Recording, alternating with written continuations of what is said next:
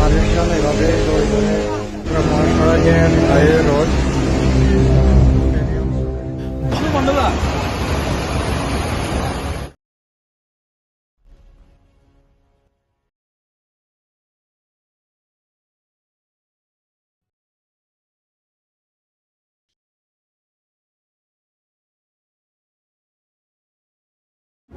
চারিদিকে এমনিতেই পানি, তখন তারা বাঁধ খুলে দেয়, আমাদেরকে পানিতে ডুবে মরতে হয়। এই হাসিনার ফ্যাসিস্ট সরকার ছিল ভারতের গোলাম সরকার। দেশের অভ্যন্তরে প্রবেশ করেছে এবং অন্যান্য কারণ আপনারা জানেন।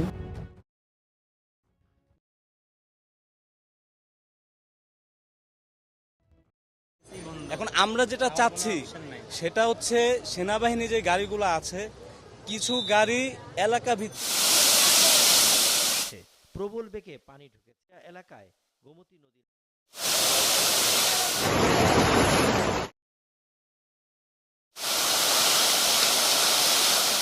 ইটনা গ্রামটা বিশেষ করে জনবিচ্ছিন্ন হয়ে গেছে, কারণ এটার পূর্ব পাশে হলো বাড়িঘর পানি বাসায় নিয়ে গেছে। আমরা রাস্তার উপরে ঘর মালামাল নিয়ে রাস্তার মধ্যে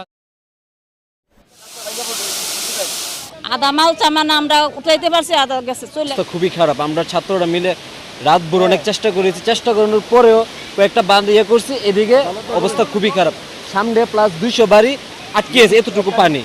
আমরা ছাত্ররা যতটুকু সমর্থ অনুযায়ী যারা আছে সবাই মিললে আমরা এদেরকে খাবার দাবার যে লাগে তেল চিনি পাঠাইছি, কিন্তু আপনার ওই স্ক্রুপ বুট নৌকার খুব প্রয়োজন, নৌকা পাইতেছি না।